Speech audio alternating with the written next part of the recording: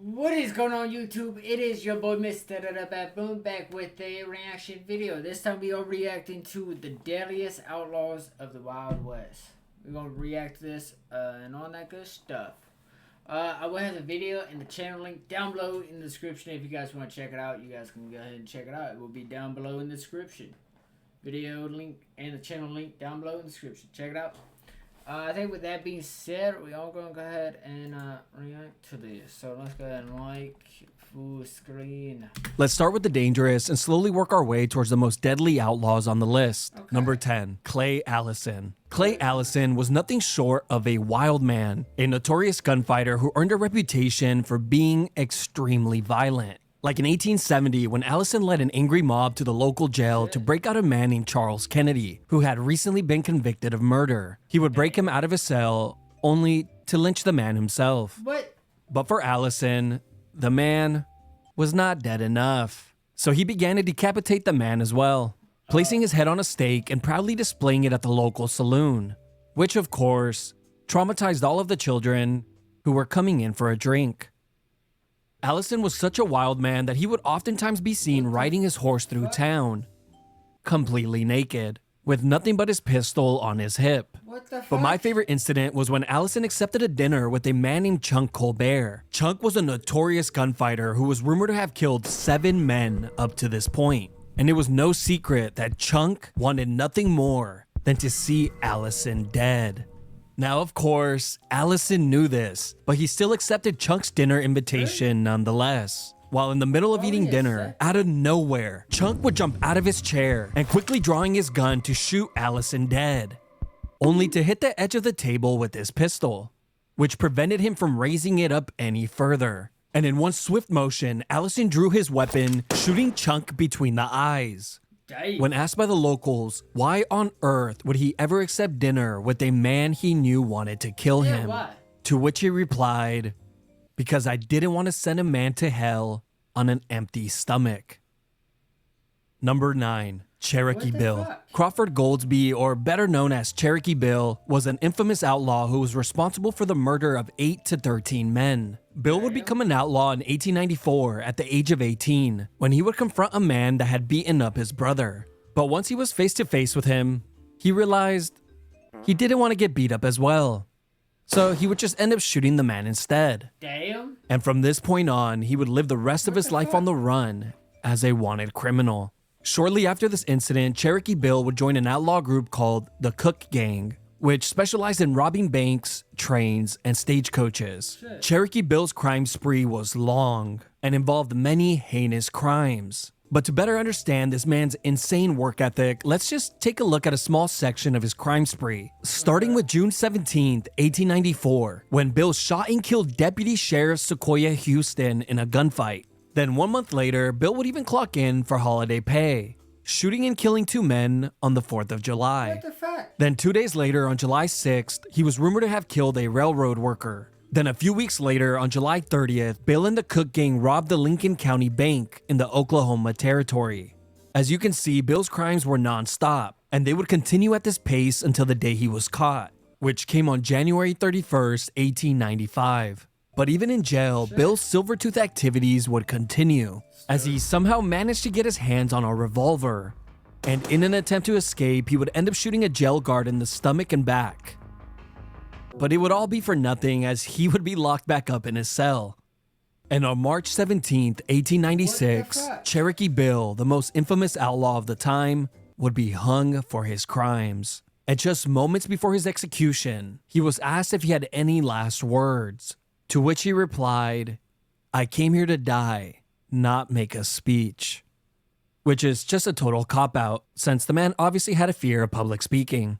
Number 8, George Parrott. Now, most of the outlaws from the Wild West had some of the coolest nicknames. Names like Billy the Butcher, Shotgun John Collins, Pistol Pete, James Wild Bill Hickok, Kevin Black Eye McLuffin, Texas Jack, Bronco Bill, the Kentucky Cannibal. The last one might still be up for debate.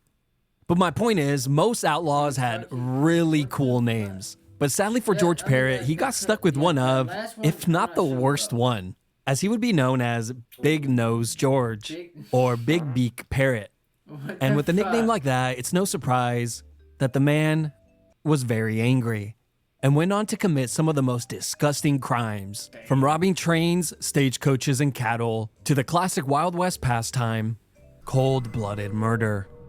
And after many years of crime, it would all eventually come to an end. On August of 1878, Big Nose George and his gang would attempt to derail a train in Wyoming by removing a stake from the tracks. But to their surprise, they would be spotted by a railroad worker. Knowing that they had been identified, they quickly fled to Rattlesnake Canyon. But what they didn't know is that the gang was being followed by 2 lawmen. These 2 lawmen had a very unique set of skills, as they were specially trained to track criminals down.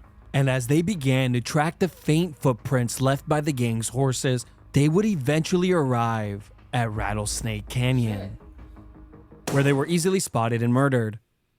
After these killings, a large bounty of $20,000 was placed on George's head, which is over $600,000 in today's money. But it wouldn't be until 1880 that George would finally be captured. Once in jail, things would take a shocking turn when George would get his hands on a pocket knife and sawing off his shackles, which he used to smack the jailkeeper over the head and fracturing his skull, only to be held at gunpoint by the jailkeeper's angry wife, who was obviously very disgusted with what she saw.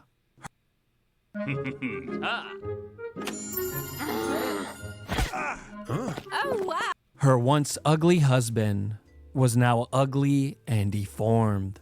News quickly began to spread of George's escape attempt, and a large group of 200 people would rally and come to his rescue, breaking him out of his cell. Once he was set free, a rope was quickly tied around his neck and he was lynched. It turns out the group was an angry mob. George's skull was then used as an ashtray for many years, and his skin was used for a pair of shoes. Bro, what the fuck? Both his skull and shoes are now proudly displayed in museums. Bro, Number 7, Bill Doolin. Bill Doolin was an outlaw and founder of the Wild Bunch Gang. They were... Yo, I did not know. So his shoes and shit are really up on...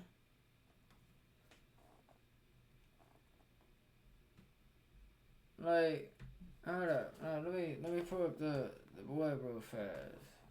Let me pull up Google. What's Google at? It was Google. Big Nose.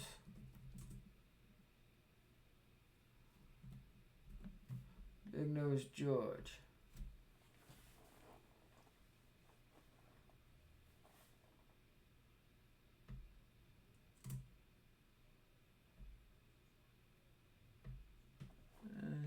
I mean, damn, they really did use his fucking skull as an ashtray. God damn. Bro, they really fucking did. And looks like shit. And the shoes. They really, bro, they really did do that. Bro, what the fuck? Nah, they really did turn this man into some shoes and use his skull as a damn ashtray. They really did do that shit. Nah, what the fuck? Wow. were responsible for multiple crimes from robberies to outright murder. Doolin's crime spree mostly took place in the Oklahoma and Indian Territory and lasted from 1892 through 1896. But it wouldn't take long for the Wild Bunch to become one of the wealthiest and most powerful gangs in all of the Wild West, amassing an estimated value of $165,000, which would be over $5 million in today's money. Now, depending on when you're watching this video, that's about the price of a really nice single-family home or the price of a used pickup truck. Yeah. The gang was so successful at robbing trains and banks, the states had no choice but to place large bounties on all of the members. They were wanted dead or alive. And by 1895, most of its members had been killed, either by lawmen or bounty hunters who were out seeking the reward. Bill himself would be captured and jailed on January 15, 1896. But just 6 months into his jail sentence, he would manage to get his hands on a revolver, sticking up one of the jail guards and forcing him to unlock the jail door and escaping. leading to a massive manhunt that would end with Bill being cornered inside of a farm. Surrounded by lawmen, he was ordered to come out peacefully, and a few moments later, Bill would walk out and shooting at everyone that surrounded him, only to be instantly put down with a shotgun blast. It turns out that a 1v20 is never a good idea. No. Number 6, Jim Miller. James Brown Miller, or better known as Killin' Jim or Killer Miller, was an outlaw, a professional hitman, and a lawman. Killin' Jim was a notorious gunman who is considered one of, if not the most violent man of the Wild West. It's estimated that he killed a minimum of 12 men, but some reports claim that the number could have been as high as 50. Those reports, of course, coming from Jim himself, which we can all agree is genius marketing. Now, some of these killings were justified as they were committed against criminals early on while he was a lawman. The others, on the other hand, were just unlucky, as those were just outright cold-blooded murder, with most of those taking place once he switched sides and becoming a notorious hitman, charging $150 per hit, which is about $5,000 in today's money. And for the next few years, Jim was hired to kill many men. And in 1908, he would get hired by 3 wealthy men to kill a former deputy U.S. Marshal named Allen Augustus. The plan was simple. Pay Jim $1,700 to kill Allen. And once he was dead, the 3 men would acquire his land. So the following day, Jim would ambush Allen on his property, shooting him twice with a shotgun. As Allen was left to die on the floor, his wife would run to the scene, and in his final words, he would manage the strength to say the name Jim Miller. Soon, Jim and the 3 men that hired him were captured and arrested. They were all taken into custody to await trial. But word quickly began to spread that there wouldn't be enough evidence to convict the men for this crime, so the townspeople would take justice into their own hands, breaking all 4 men out of their cells and dragging them to a nearby barn, placing all of them on a platform with a rope around their necks. As the other 3 men cried and begged for their lives, Jim showed no emotion. He was just eager to get the show over and done with, yelling, "Let her rip!" and voluntarily stepping off his platform to hang himself. The rest of the men were not so brave and would be taken care of by the angry mob. Number 5, Sam Bass. Sam Bass was an infamous train robber and the leader of a gang called the Sam Bass Gang, a gang that would become famous when they pulled off the largest train robbery in American history. But before we get to that, let's first cover Sam's origins. Believe it or not, Sam tried to live an honest life, working many jobs. He was a cattle wrangler, a horse racer, an advertising sign spinner. Okay, one of those I might have made up. Hey, yeah, I was gonna say, one of them. Hey, you never know in the Wild West, right? At one point, he would even work for the railroads, where he would load goods onto the carts. Sam could have continued to live an honest life if it wasn't for his gambling addiction, in which he accumulated enormous debts that he could not pay off, which is what led him to a life of crime. He would begin by robbing stagecoaches, but eventually he would put together a gang that would specialize in robbing trains. Using the knowledge he acquired while working for the train companies, he managed to pull off 4 consecutive train robberies outside of Dallas, Texas. But in 1878, Sam and his gang would pull off the greatest train robbery of all time. When they managed to rob a Union Pacific train, stealing $60,000 worth of gold, a value that is close to $2 million in today's currency. And after this robbery, the gang would immediately split up for good. The following year, in 1878, Sam must have gotten bored of being retired and rich, so he would put together a new gang. And on July 19th of the same year, they would attempt to rob a bank in Round Rock, Texas. A robbery that would have been successful if there hadn't been an outlaw turned informant in his gang. And once the gang arrived at the bank, a shootout broke out. With his gang being shot and killed, Sam would take off on his horse, escaping town.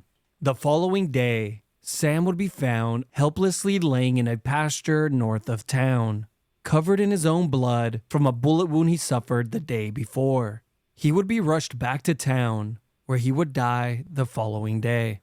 Number 4, John Wesley Hardin. John Wesley Hardin had to have been the most psychopathic killer of the Wild West, committing his first crime as a child when he stabbed a classmate after a fight.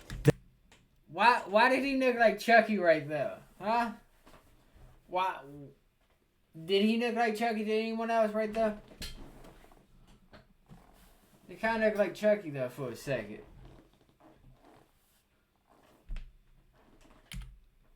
See? Yeah, see?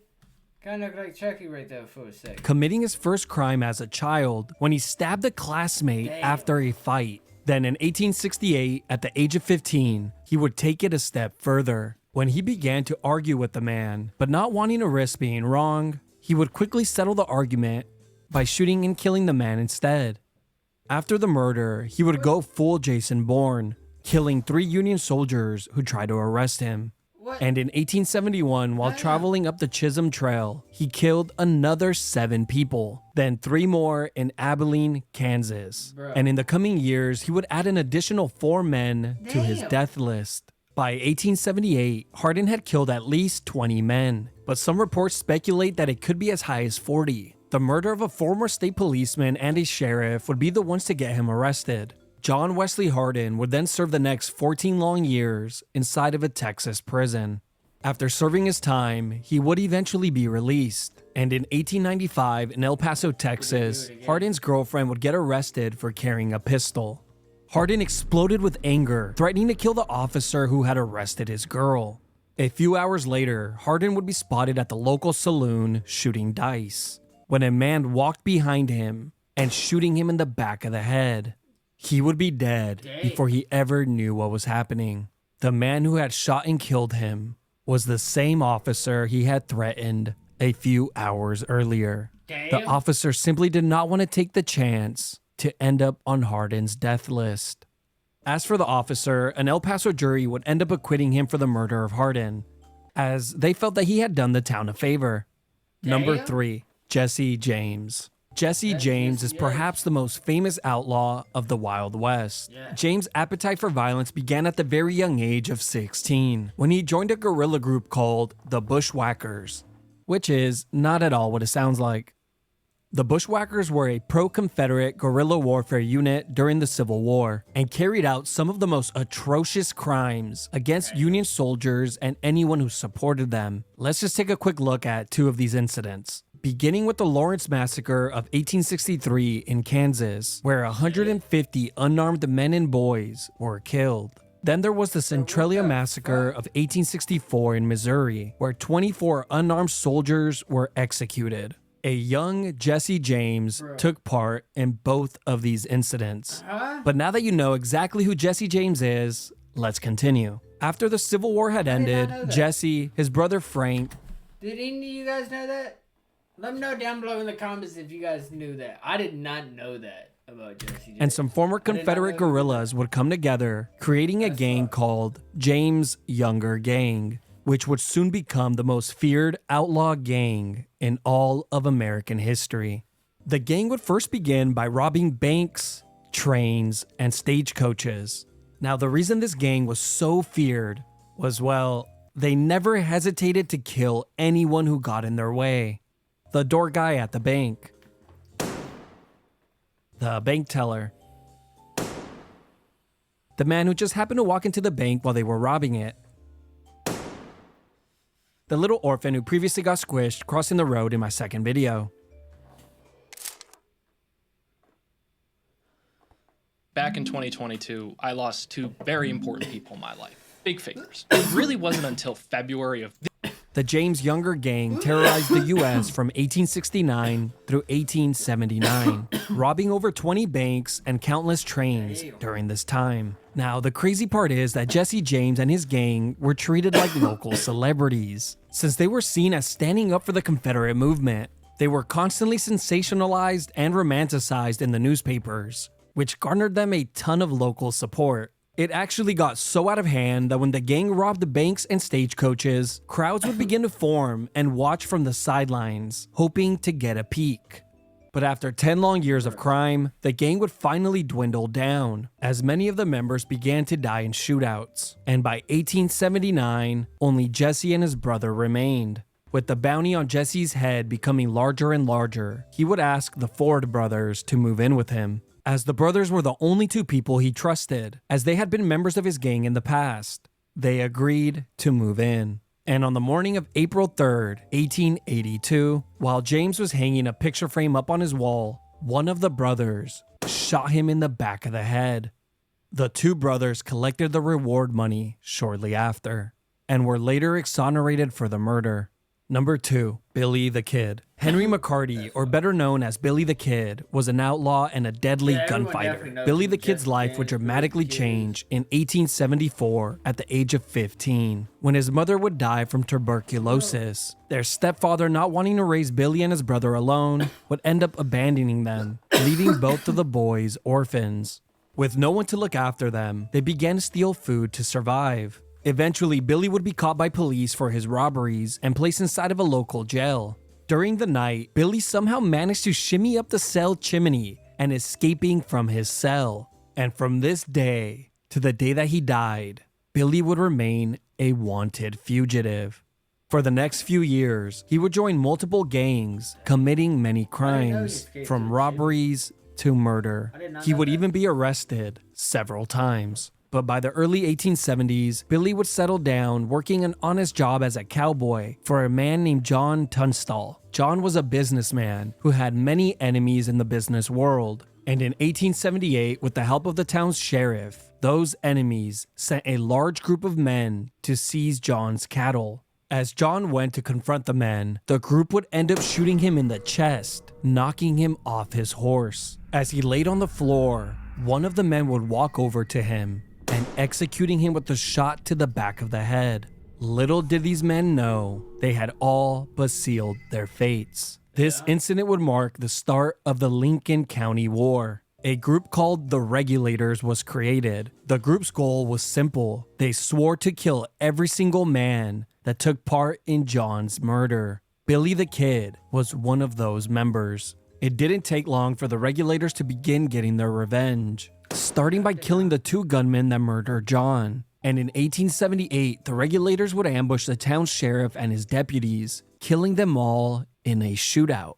The Lincoln County War would last for around a year, with many killings taking place. After the war was over, Billy the Kid would become a wanted man for the murder of the town sheriff. And in 1880, he would finally be captured and jailed. He would be sentenced to hang for his crimes. But Billy had other plans, and on April 28, 1881, he would get into a fight with one of the jail guards, stealing his revolver and killing him. Then from the second story, Billy would taunt the second jail guard when he yelled, "Look up, old boy, and see what you get."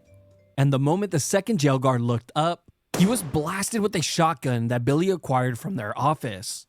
Billy the Kid had managed to escape from jail once again. A $500 reward would be placed on Billy the Kid. He was wanted dead or alive. Many men and bounty hunters began to track him down. And on July 14th, 1881, Billy's luck would finally run out when he would be killed by Sheriff Pat Garrett with a shot to his chest. Billy the Kid would go down in history as one of the most legendary outlaws of the Wild West. It's speculated that Billy had killed around 21 men during his short time on Earth, and was just 21 years old at the time of his death.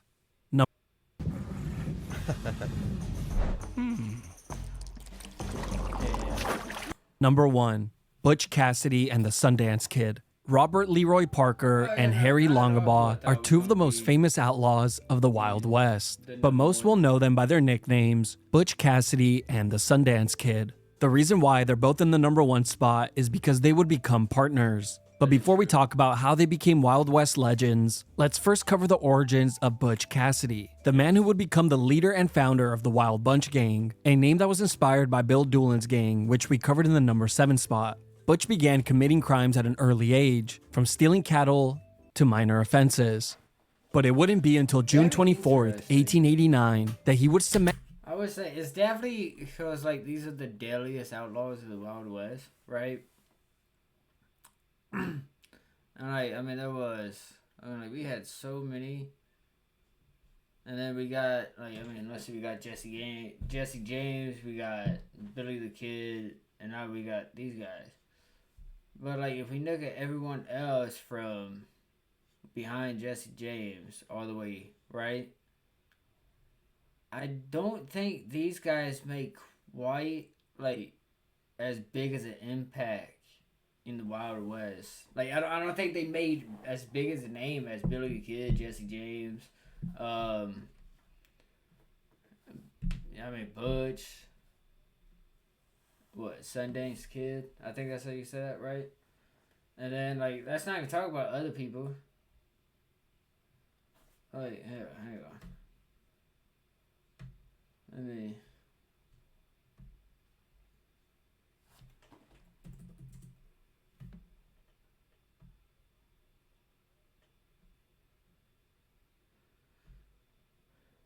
Yeah, because I mean there was Doc. There was all kinds of people. You know what I mean? That just like Doc. Let's see, Doc Holliday. There was. I'm looking. Search up Doc Holliday. That's not even talking about. Yeah, I mean, Wyatt Earp. Like that's not talking about them, and you know, like it's absolutely crazy. So I mean, like thinking about it, it's kind of crazy that some of these guys did make as big as a name as, you know what I mean, the rest. Met himself as one of the most brilliant outlaws the world had ever seen, when Butch and 3 others successfully robbed a San Miguel Valley bank in Colorado, escaping with around $24,000, which is equivalent to around $800,000 today. The reason why a robbery this large was successful was thanks to Butch's meticulous planning, as he scouted the targeted area for weeks, taking every single escape route into consideration. Butch also had custom leather bags made to withstand the weight of the loot that was to be collected. He would also create an escape system where multiple horses would be stationed along the escape route, creating a relay system of fresh horses, guaranteeing that anyone pursuing them would not be able to keep up. Butch simply left nothing to chance. Tactics like this were the reason Butch and the Wild Bunch gang were successful in robbing multiple banks and trains for over a decade. Now, the most shocking part is that Butch and the Sundance Kid never shot or killed anyone during these robberies. But after a decade of crime and the increasing pressure from law enforcement, Butch Cassidy and the Sundance Kid were forced to leave the country, making their way into Bolivia, where they would end up getting into a shootout with Bolivian soldiers. And both Cassidy and the Sundance Kid would end up dying in that battle. The men were then buried together at the local cemetery. Well, at least that's how the story goes. You see, in the 1990s, their bones' DNA was examined and were attempted to be matched with the DNA of their living relatives. But there was a problem. Neither of their DNAs were a match. The bodies of the 2 men that supposedly died in a shootout in Bolivia were not Butch Cassidy and the Sundance Kid, with some even speculating that both men survived the night of the shootout and returned back to the United States shortly after, living the rest of their lives as wealthy men under a new identity. They might not have been the most dangerous outlaws of the Wild West when it comes to killings, but as far as the banks, the trains, and the government were concerned, there never existed a deadlier gang than the Wild Bunch. Yeah. It seems like they made the most money and everything out of the rest. You know what I mean? Huh.